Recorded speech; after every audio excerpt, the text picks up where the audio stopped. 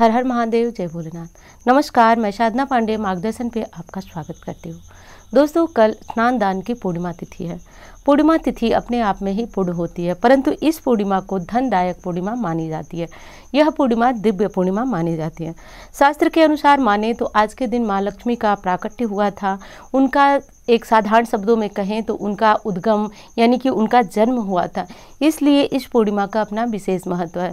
दोस्तों, कहा जाता है कि यदि इस पूर्णिमा पे कोई जातक माँ लक्ष्मी को प्रसन्न कर लिया तो निश्चित रूप से दिवाली से पहले ही उसके घर माँ लक्ष्मी का आगमन हो जाता है, क्योंकि आज का दिन बहुत विशेष होता है।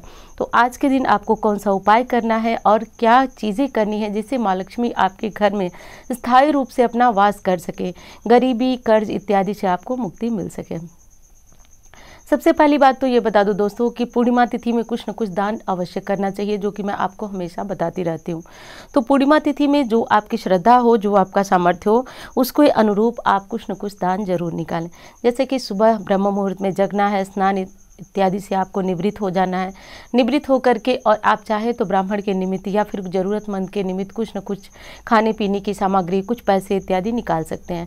यदि और अधिक सामर्थ्यवान है तो कुछ वस्त्र इत्यादि भी दान करें, क्योंकि ये पूर्णिमा विशेष होती है। शास्त्र में शरद पूर्णिमा या फिर कार्तिक मास की क्वार मास की पूर्ति का पूर्णिमा, जिसको अश्विनी मास की पूर्णिमा भी कही जाती है, यह पूर्णिमा विशेष मानी जाती है। इस पूर्णिमा को धनदायक पूर्णिमा, दिव्य पूर्णिमा के नाम से भी जाना जाता है। तो आप स्नान इत्यादि कर लें, घर में जो पूजा पाठ है वो कर लें, कुछ न कुछ दान जरूर निकालें। दान यदि आप करने लायक नहीं है, आपका सामर्थ्य बहुत कम है, फिर भी मैं कहूँगी कि कुछ नहीं तो 10-11 रुपए किसी मंदिर में दान कर दे। कोई मांगने वाला आ रहा है उसे दे दे, लेकिन कुछ न कुछ दे। दान का अर्थ ये नहीं है कि कोई बहुत बड़ी संख्या, कोई बहुत बड़ी मात्रा में ही आपको दान करना है। दान हमेशा आप अपने श्रद्धा सामर्थ्य के अनुसार ही करते हैं और करें तो ज़्यादा उचित होता है, क्योंकि दान का एक महत्व है हमारे शास्त्रों में कि दान से जो है हमारे धन में वृद्धि होती है। तो चाहे हमारे पास धन बहुत कम संख्या मात्रा में है, फिर भी हम दान जरूर करें। तो आपको स्नान इत्यादि कर लेना है, दान करना है। उसके बाद जो है वह आज के दिन आप सुबह भी और शाम में भी नारायण और माँ लक्ष्मी की पूजा कर सकते हैं। करने के बाद दोस्तों एक काम आपको और विशेष करना है। देखिए, पूर्णिमा तिथि में जब आप मछलियों को दाना डालते हैं तो कहा जाता है कि इससे श्री हरि विष्णु की कृपा प्राप्त होती है और जो 9 ग्रहों के 9 ग्रह आपके सुधर जाते हैं। प्रायः देखा जाता है कि बहुत सारे कष्ट हमारे जीवन में ग्रहों की वजह से आते हैं, तो ये सारे ग्रह के जो कष्ट हैं वो भी इससे दूर होते हैं। और अगली चीज़ बता दूं दोस्तों कि आप मछलियों को कुछ न कर सकें तो आटे की छोटी छोटी लोइयाँ बनाकर उन्हें खिलाएं। इससे जो है वह हमारे पूर्वजों की कृपा मिलती है। और यदि संतान वृद्धि आपके घर में नहीं हो रही है तब तो आपको हर पूर्णिमा अमावस्या इस उपाय को करना चाहिए। मछलियों को कुछ न कुछ दाना, आटे की गोलियां इत्यादि डालनी चाहिए। और यदि आप हर तरह से परिपूर्ण है तो भी आपको ये उपाय करना चाहिए, क्योंकि हमारे शास्त्रों में एक चीज़ का वर्णन है जो कि मैं हमेशा देखती हूँ कि यदि आप उन जीवों का पेट भरते हैं जो कि निरीह है, निसहाय है, तो भगवान विष्णु, श्री हरि विष्णु आपके भोजन का इंतजाम करते हैं और आपके जीवन में कभी भी कष्ट नहीं आता है। तो यदि उपाय करते हैं तो ग्रह जो है आपके पक्ष में होते ही होते हैं और बहुत असीम पुण्य के भागीदार आप बन जाते हैं। एक उपाय आपको बताऊं, ये उपाय मैं पिछली पूर्णिमा पे भी बताई थी और ये उपाय आप लोगों ने किया, लाभान्वित भी हुए, इसलिए इस बार भी मैं यही उपाय लेकर आई हूँ। इसमें एक विशेष और जो अचूक चीज़ है वो मैं जोड़ दी हूँ। तो वैसे तो आप लोगों को पता ही है कि ये जो उपाय होता है बहुत सारे लोग किए थे और उससे लाभान्वित हुए थे। बहुत साधारण होते हैं और किसी भी आडंबर या किसी भी टोने टोटके की तरह नहीं होते हैं। अब करना यह है दोस्तों कि पूर्णिमा तिथि में माँ लक्ष्मी का वास होता है पीपल वृक्ष में। तो कैसे आपको जल चढ़ाना है, यदि आपने पिछली बार देखा तो अच्छी बात है, उन लोगों के लिए बता रही हूँ जो लोग नहीं देख पाए हैं। तो देखिए, पूर्णिमा तिथि में सबसे पहले आप एक लोटा ले लें। लोटे में बहुत साफ जो हो जल भर लें। जल भरने से पूर्व आपको थोड़ा सा गंगा जल डाल लेना चाहिए। तो ये करने के बाद जो है सफ़ेद पुष्प इसमें डाल लें और कुछ न कुछ मीठा डाल लें और पीपल वृक्ष के पास ले जा करके और इस पे चढ़ाना है। जो उपाय आप करेंगे उसमें ध्यान रखिए पीपल थोड़ा सा पुराना होना चाहिए। तो और ले जा करके चढ़ाना कैसे है इस बात पे भी थोड़ा सा ध्यान दीजिए। यदि पति पत्नी दोनों हैं और घर में बहुत ज़्यादा तंगी है, धन की परेशानी है, तो आप दोनों मिल करके एक ही लोटे से पति के हाथ को पत्नी जो है स्पर्श कर लेंगी तो उनका भी हो जाएगा। तो ले जा कर के और खड़े हो जाना है और जहाँ आपका हृदय है और हृदय के समीप जो है पीपल वृक्ष में उस जल को चढ़ाना है। प्रायः हम लोग पीपल की जड़ में जल को सींचते हैं, लेकिन इस बार पूर्णिमा के उपाय में आपको अपने हृदय के समीप करके जल को चढ़ाना है और तब जा कर के आपको जल ये है माँ लक्ष्मी के निमित्त चढ़ाना है। अब माँ लक्ष्मी का जो भी मंत्र आप जानते हो, कोई ना कोई मंत्र आप जपते होंगे। मैं बार बार नया मंत्र इसलिए नहीं बताती हूँ क्योंकि एक मंत्र जो आप जपते हैं उसको प्रभावशाली बनाने के लिए आप और अधिक उस मंत्र को जपें। और जब कोई पूजा पाठ कुछ भी करें माँ लक्ष्मी के निमित्त या भगवान नारायण के निमित्त या भोलेनाथ के निमित्त, तो उसे ज़रूर जपें, क्योंकि जपात सिद्धि का हमारे शास्त्रों में विधान है। जितना ज़्यादा आपके द्वारा मंत्र जपा जाता है उतना ही वो शक्तिशाली होता है। तो ये जप सकते हैं। जपने के बाद जो है आपको और कुछ नहीं करना है।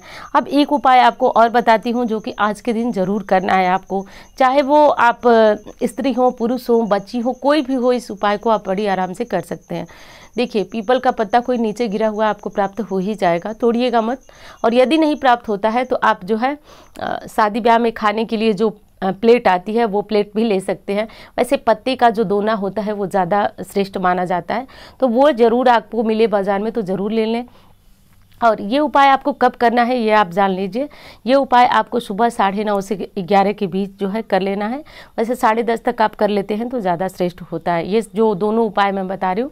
आपका प्रश्न आता है, पिछली बार भी आया था कि क्या हम 7 बजे कर सकते हैं, तो नहीं, 7 बजे नहीं कर सकते हैं। लगभग 9:30 के बीच, 9:30 से 10:30 के बीच ही इस उपाय को किया जाता है, क्योंकि इसी के जो समय होता है वो माँ लक्ष्मी का वास होता है। और कहाँ होता है ये बात मैं आपको बता रही हूँ, इस बात पर थोड़ा गौर कीजिए।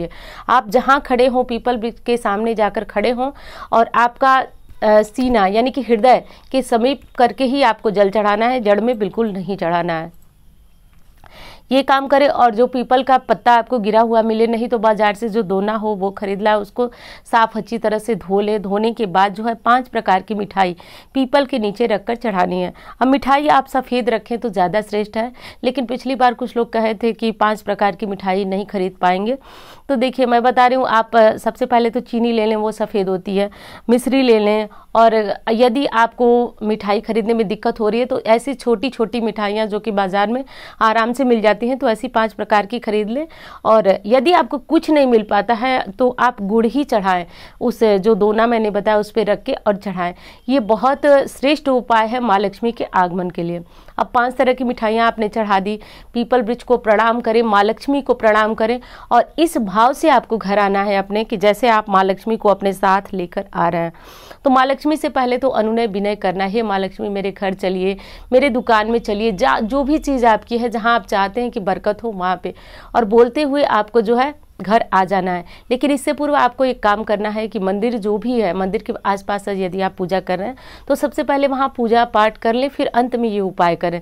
और महादेव का पूजन तो आज वरदान होता है दोस्तों। कहा जाता है कि पूर्णिमा के दिन हम चंद्रमा की पूजा करते हैं, सब कुछ करते हैं।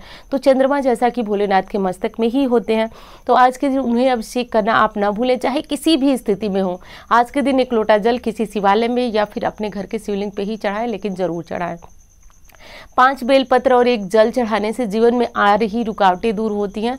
और धन के लिए देखिए, माँ लक्ष्मी को लोग पूजते हैं, अच्छी बात है, लेकिन महादेव को आप यदि प्रसन्न कर लेते हैं तो जीवन में किसी भी चीज़ की कमी नहीं रहती है।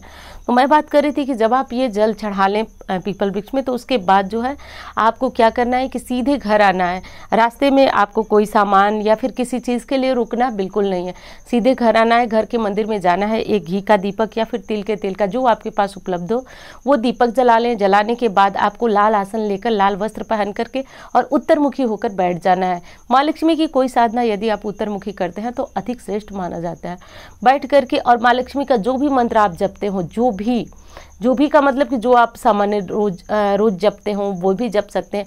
और नहीं जपते हैं तो आप श्री सूक्त का पाठ कर लीजिए, विष्णु सहस्त्र नाम का पाठ कर लें, कनक धारा स्त्रोत का पाठ कर लें, लेकिन आप कुछ न कुछ जरूर करें। और माँ से प्रार्थना करें कि माँ स्थायी रूप से आप मेरे घर में निवास करें।